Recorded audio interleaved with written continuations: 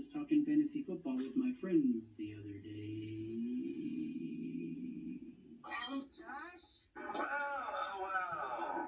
Look who's back. Where the hell have you been? At home, sitting in your asses? Go away now, Josh. Actually, my name is Alan. With a dorky white kid with a Cub Scout bandana on his head. Bravo. November. Tango on. Football.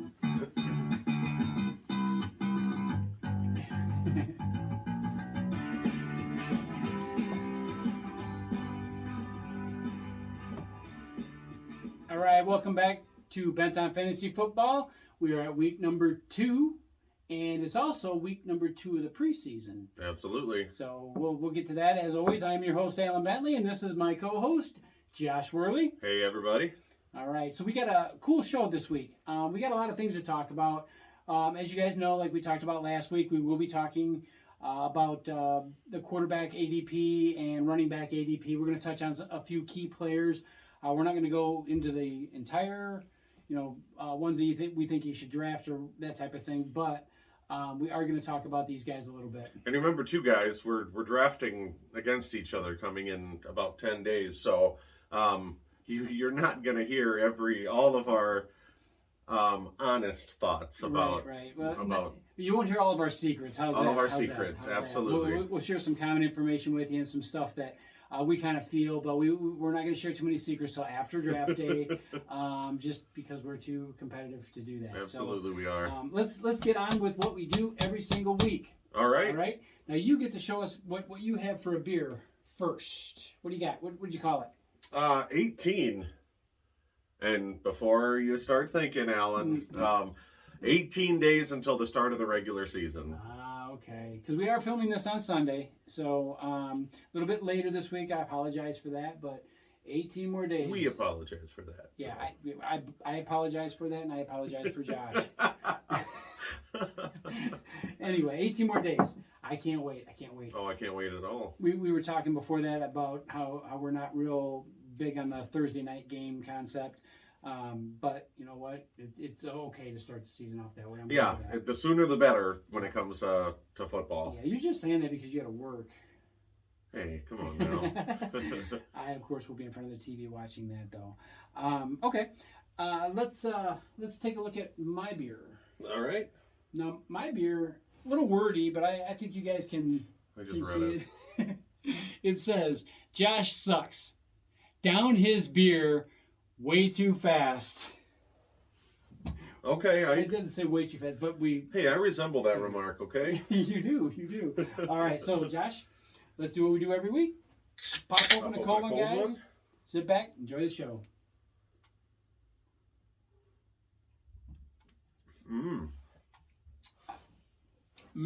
Turn it this way, Steve. That 18-day beer really tastes delicious. All right, so we want to jump into something real quick. We had tried to put together a fantasy charity league to support cancer research. Unfortunately, we're not going to be able to do that. There's too many logistics involved behind that. We do have something that we're working on, though, for the season. We are trying to put something together to kind of stand in place of that charity league. We still want to do something for charity, so if you guys know of any businesses that are interested, have them reach out to us or reach out to us with their contact information. That's totally fine. We do want to do something, and we are going to put something together if possible. So just let us know on that. Absolutely, I agree. Any thoughts? Okay. We do want to talk just kind of briefly about preseason. Like I said before, it is the second week of preseason right now. It's winding up actually this week. So, any thoughts, Josh, on what we've seen so far in the NFL? I'm not a big proponent of the preseason, and I know you aren't either. I would rather them have team scrimmages with, like as they do in the NCAA, quarterbacks wearing the red shirts, minimal contact. If it works for college, it could work for the pros. They should, really. I mean, these guys are much better athletes than, I shouldn't say that, they're extremely good athletes, and if the college ranks can do it, they definitely should be able to do that. I would say they're much better athletes than college. That's why they are where they are. In general. But anyway, that being said, I'm not a big proponent of the preseason either. A couple of interesting things that I have seen so far. Josh and I discussed this before the show. The Bears and the Ravens. The Ravens and the Bears both had a huge issue that they needed to address over the offseason. And they really didn't. They did not, no. The Ravens especially. The last I seen, and this may have changed since the last time I looked about a week ago, but they have only gotten a new right tackle. That's a part of their problem, but not the major part of their problem. So Bears, same situation. They have not addressed their offensive line. Everybody says, "Oh, the Bears' offensive line looks so much better, so much better, so much better." I have not seen it in preseason. Again, it's preseason, but I still have not seen that. It looks to me like it's going to be the same humdrum thing that we've had this whole time. Yeah. What do you think about the Ravens? I know you have a little bit more interest in the Ravens. And the Ravens, oh God, yes, because I'm still a huge Lamar Jackson fan. I don't know why I keep giving him chances year after year. But Alan and I, we watch the games together almost every Thursday, almost every Sunday when we can. Yep. And there was a stretch of 2 games we remember Lamar Jackson, as electric as he is and as elusive as he is, he got sacked about 15 times in those 2 games back to back. And I mean, I would say 95% of those, or 100% of those even, were the offensive line's fault. Yeah. And we've said it time and time again.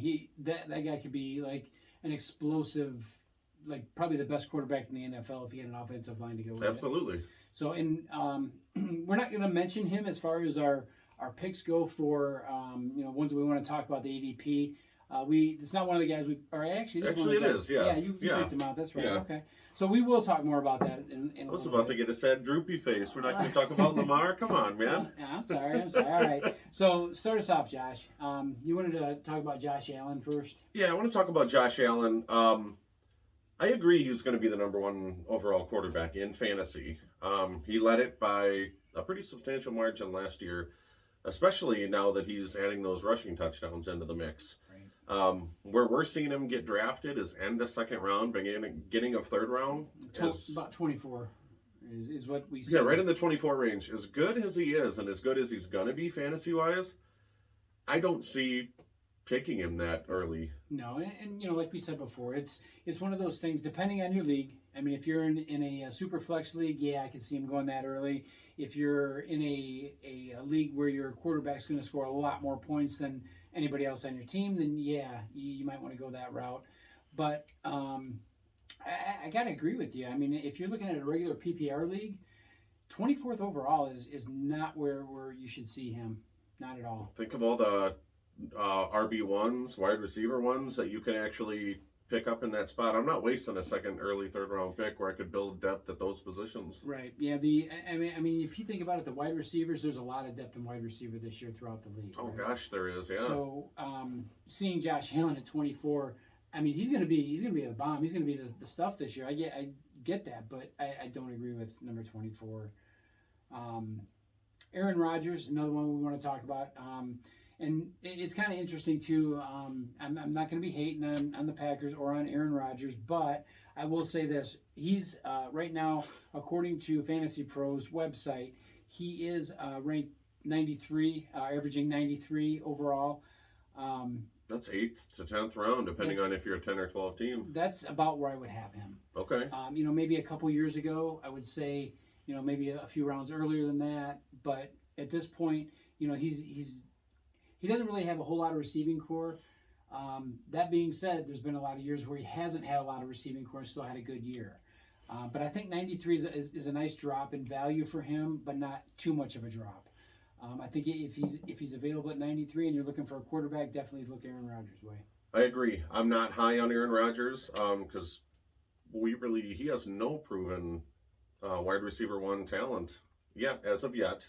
Really doesn't have a whole lot of weapons to throw to. But at 93, he might be an excellent flyer pick, Yeah. And Aaron Rodgers, like we were talking about earlier, a subpar season for Aaron Rodgers is better than most NFL quarterback seasons. Mm-hmm. So he could still put up huge fantasy numbers, but I think, as evidenced by his ADP right now, I think the weapons we have to prove that those weapons exist before Yeah, you know. Like I said, or like you said, is without the weapons that he's had before, probably not quite as explosive yet. Aaron Rodgers, and I'm giving credit where credit's due. I'm a Bears fan, as y'all know, but I'm giving credit where credit's due. He does make his receivers better receivers. And any good quarterback does that. You look at the Mannings, you look at the Bradys, you look at the Breezes, you look at all the quarterbacks in history. They make their receivers better. They work with what they have. What about like the McMahons, the McNowns? Yeah, they make the receivers just as mediocre as they ever were. Oh yeah, that's true. So, let's move on to Mahomes. Mahomes now, 33. where Josh Allen was the number 1 overall in wide receiver quarterback ADP. Mahomes has slipped to number 2 this year, right around 33. So we're looking near the end of the 3rd round. With the departure of Tyreek Hill, I don't like the double coverage that's going to be on Travis Kelce. I don't think he's going to put up astronomical numbers like he did the last couple years. No. I like him. I would take him 5th, 6th round possibly, but 33 is just going to be too early for me. Too early. I agree. Again, like just reiterating what you said, by losing Tyreek Hill, that's a major part of their playbook. Oh God, yes. And he doesn't have anybody that can run downfield like Tyreek Hill can. So Sky Moore, guys. Remember I talked about him last week. Just kidding. I wouldn't equate the two. Not even close. Yeah, but right. But he's going to have his numbers.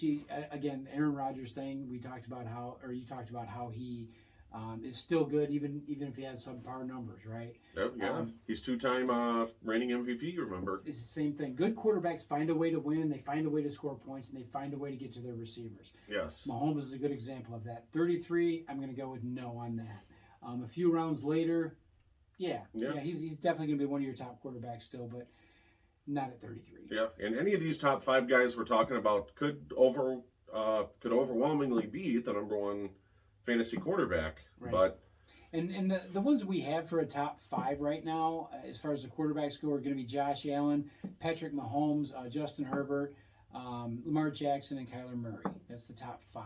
We're throwing some other guys in here like Aaron Rodgers and our next one up, which is Dak Prescott. Yes. Okay, so Dak, wow, what can you say about Dak? Injured, comes back, has a decent season. He's definitely on a rebound. This is definitely the time that he is going to rebound. Will you please stop having people call you? I mean, geez, Josh. Can't you turn your fans off for just a little while? Hey, it's the fantasy pros guys, calling. stop calling Josh, okay? We're doing a show right now, all right? But Dak, ESPN, stop calling, okay? I don't want to leave bent on fantasy football. Adam Schefter, just stop. He'll give you the information after. I will give it to you later. All right. But anyway, Dak's, I'm looking for him to have a rebound year. There's a lot of question marks in Dallas with, Zeke, with Dak, the receiver core. There's a lot of things going on, a lot of moving parts there, but I look for Dak to have a rebound season. They're going to have a little bit easier schedule, just like they did last season, but I think he'll have a better overall season this year. I do too. I'm just afraid that outside of CeeDee Lamb and Zeke, who is a decent pass-catching back, maybe Blake Jarwin, maybe Dalton Schultz, but I don't, those weapons aren't there. You had 2 really, really crisp speedsters, good route runners, and Amari Cooper and CeeDee Lamb. They really complemented each other like Alvin Harper and Michael Irvin. Right. But now with Amari Cooper gone, I just don't see many weapons outside of CeeDee Lamb. And you got to look to it. Dak's going to be mobile. He's going to be running the ball. He's going to be, again, good quarterbacks find receivers, and they find players that you don't necessarily think they would. Yeah. So we'll see. I think it's going to be a better year for him, though, this year. Whenever I'm looking at players, if they get injured this year, next year, I generally stay away from them. Just as a rule of thumb, because there's a little bit of time there where, they may be healthy and everything, but they're not really sure in their mind about it. I think Dak is past that now. That was a pretty serious injury he had, and I could see it being in the back of his mind a little bit, even though he didn't show it. But I think he's past it. I think he's going to... I hope so, because I really like Dak at that 71 position. That's end of the 6th round. Right. Let's move on to Justin Herbert. Okay. Justin Herbert, now, he is going to be a gunslinger. Him and Joe Burrow are young.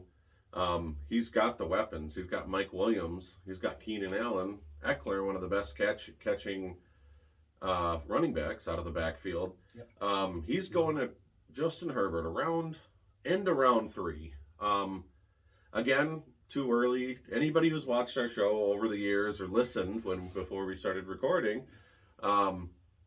we've never been high on taking quarterbacks early. Back in the day, when leagues were different and quarterbacks had a lot more value, I think that was a time you go for the Peyton Mannings, you go for the Drew Breeses, those types of guys. Now, the way it is, the way things have been structured in the NFL and changed in the NFL, you have to look at quarterbacks as a secondary weapon because you've got a lot of formidable wide receivers out there. You've got some running backs. You got a RB running back by committee to worry about, that type of thing. So, and it does depend on the format of your league, but as we've seen over the last 5 years, there's been a huge migration to PPR. Mm-hmm. Not non-superflex, non-standard, but PPR, and we think that's too early to take a quarterback, especially in a PPR. You have so many weapons out there. Absolutely. All right, let's move on to two guys that I want to talk about, Trey Lance and Derek Carr. The average ADP, again, according to Fantasy Pros, for Trey Lance is 100, and for Derek Carr is 107. Okay? Both in the 9th round, basically. Right. My big question is Trey Lance is unproven. Okay? Absolutely, not saying he won't be a star. Not saying he can't be a star. I'm just saying he's unproven, and he's ahead of Derek Carr. Derek Carr's got all the weapons in LA. He's got everything going on. Or I'm sorry, did I say LA? I did say LA. Oakland. Las Vegas. Yes. Oakland. What year is this? What year is this? Is it 2019 still? I'm not sure. That'd be Las Vegas. Yeah. Still. Yeah. Okay. Anyway, no, they are the Las Vegas Raiders. No, that would be Oakland. Oh yeah. Yeah, you're right. Anyway, moving on. The LV Raiders, the LV Raiders. Again, weapons in Oakland. Trey Lance, young guy, again unproven. A lot of hype around Trey Lance. A lot of hype around him. Is it worth it? What do you think, Josh? And we both listen to SiriusXM Fantasy from time to time, and they have Fantasy Pros is on there. They have probably 20-30 different segments every day, and we're hearing this a lot about Trey Lance. Yes, we've seen the first preseason game. He had a few really electric plays, and before that first preseason game, he was 12th, 13th round. The hype train is really coming off the rails right now with Trey Lance. I don't see a justification for him going in the 9th round. We were talking about this earlier. He has not played in any really meaningful NFL game for an extended period of time. Right. He wasn't great. He wasn't the best last year. He didn't put up these huge, gaudy fantasy numbers like people expect him to this year. I don't know where they're expecting these points to come from. Yes, he has pure talent, but I don't see him going ahead of Derek Carr. Derek Carr has proven it. He can throw for 400 yards a game, 50 times a game, too. Right. And again, this is where I have a problem with preseason. Preseason sets unrealistic expectations because you got second string, third string. Even when you have first string out there, they're not going full bore. They're trying to stay in shape, get back in the rhythm, and knock on any rust off them. It's not a time to actually judge players or offenses or anything like that. Even though I just did with the Bears and the Ravens. That's not the point here. Moving on to Lamar Jackson. Lamar Jackson. I'm probably the biggest Lamar lover that either of us know. In my opinion, he's going number 51 right now, so that's about the 5th round. I actually like him right around then in the 5th round because by then you can get 2 good receivers, 2 good running backs, kind of build that core. Mm-hmm. My opinion, I think Lamar Jackson, pure talent-wise, pure athleticism, there's nobody that matches him in the NFL. We've seen what he's done in college. We've seen what he's done in his first 5 years in the NFL. The only thing with Lamar Jackson, and it scares me to say this every year, I continue to draft him, and that Ravens offensive line is just horrible. It's like Swiss cheese. Yep. I gotta agree with you on that. I mean, if Brady was back there, he would have been sacked 30 times in the 2 games, Yeah, not right. 15. You know. At least Jackson's got some elusiveness to him, where Brady would be a Yeah. statue. No, I gotta agree with you 100%. And I said it earlier in the show. It's just like they did really minimal effort to try to make it better for him on that offensive line, and you can't do that. He's your franchise quarterback. He's a potential superstar that you're holding back when you do that. You can't do it. At 51, I have a hard time swallowing that pill. It's still a bit too early, especially with that offensive line. Yeah, That's all I'm saying. you're probably right. In mock drafts, I've seen him go substantially later than that, maybe a round or so. But I think I know I am a Lamar apologist. So to me, it's worth taking a chance, but I'm going to be leery at that position at 51. Yeah. You know, beginning of 5th round, beginning mid-5th round. I agree. All right. One more quarterback we're going to talk about, then we'll jump on to running backs. Let's talk about Kyler Murray. Okay, Kyler Murray is a 5th overall rated quarterback as far as ADP goes. I like Kyler Murray not just because the Cardinals are my team, but he is an amazing talent. You know, he's Lamar Jackson light, pretty much. The only thing that really scares me, he's going 58, so that's only 6 or 7 picks behind Lamar. Remember DeAndre, 6 games? 6 or 7 games? He's out. I think it's 6. Yeah, you got a second-year, pretty much unproven guy in Rondale Moore, and aging AJ Green.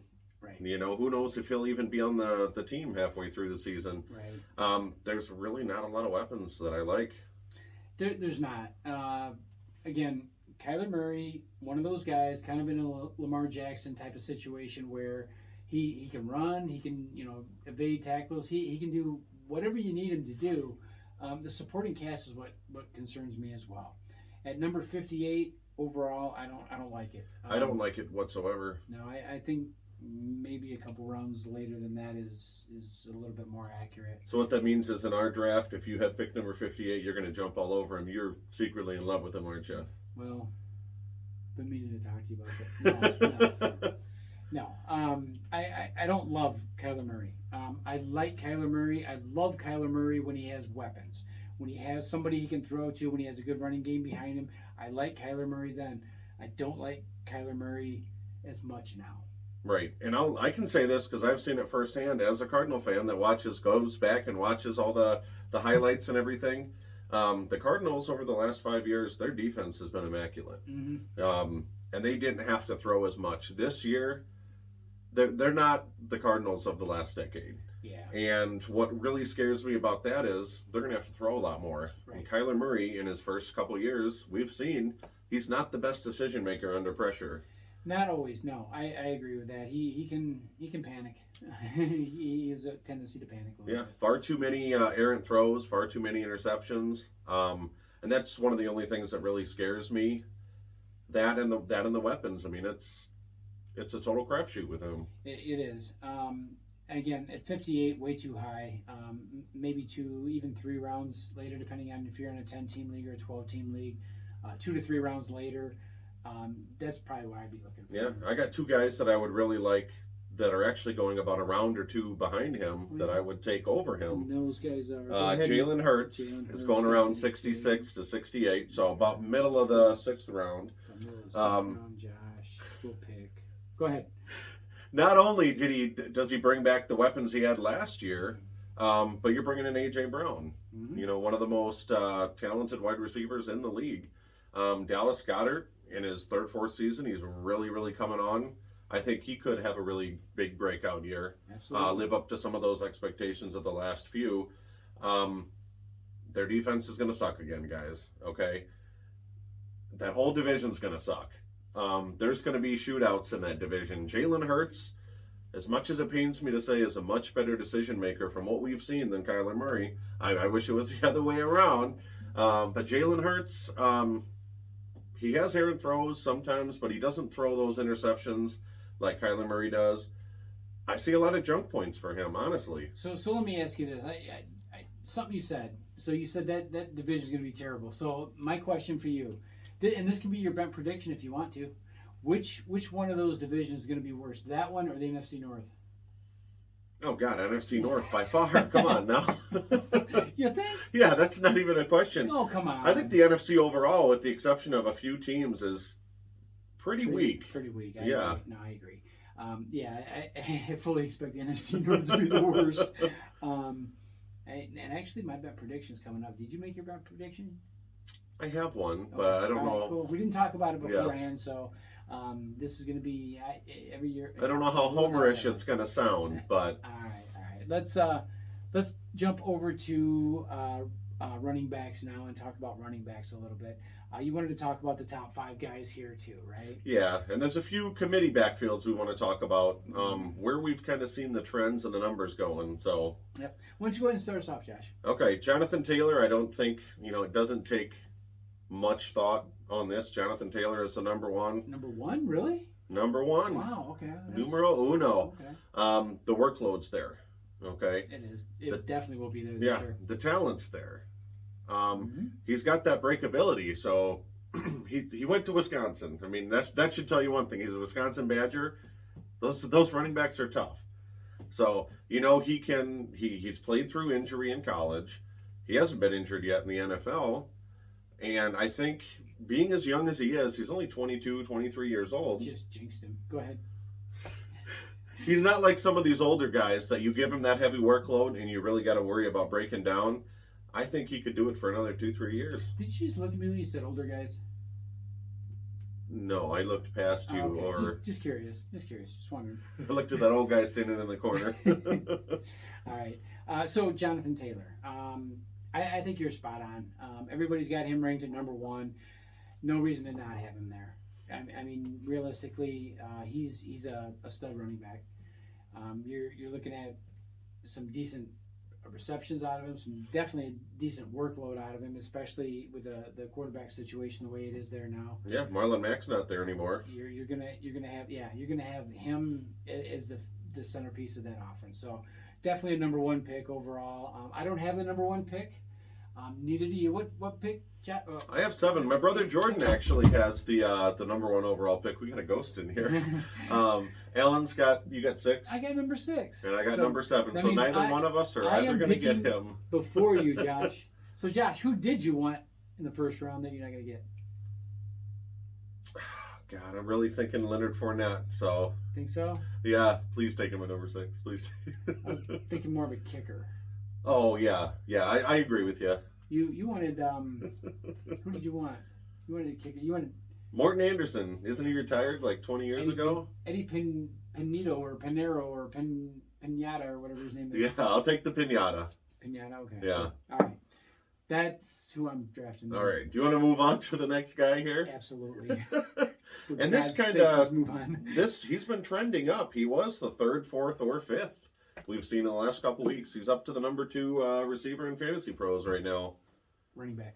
Running back. Did I say receiver? Yeah, it's all right. No, so I agree. Austin Ekeler.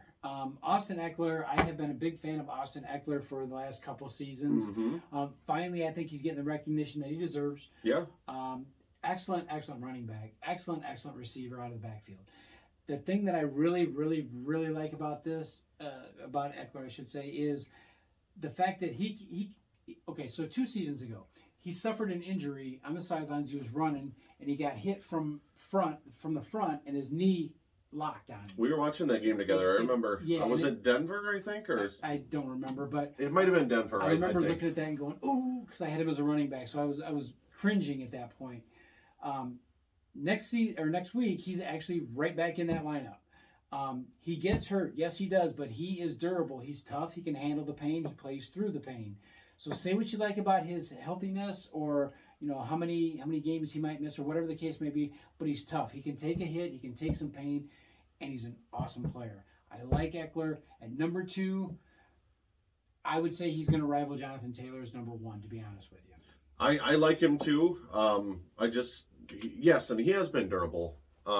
He hasn't really missed an extended period of time, but which injury is going to be the straw that breaks the camel's back? You know what I mean? It's a good question. Fair question. The next guy up here, now he would easily be number one, consensus number one, if it weren't for injuries. We all know who we're talking about, this Christian McCaffrey. He's got the talent, okay? He's got the workload. Chuba's not really going to put up a stink, I don't think. He's not really going to factor in. With that offense in shambles, I mean, Baker Mayfield, is he really going to be throwing him passes out of the backfield? The workload's there, but the durability has come into question in the past, and I think it really was evidenced last year, and I'd be afraid to touch him at number 3 overall. Number 3 overall, absolutely. He's like, I don't know, I think on my rating. Well, number 3 running back, I'm sorry. No, I think I have him overall at number 2,885 on my. I got him about 2,860 something spots ahead of you. For those who don't know, the last 2 seasons I've drafted Christian McCaffrey number 1 overall.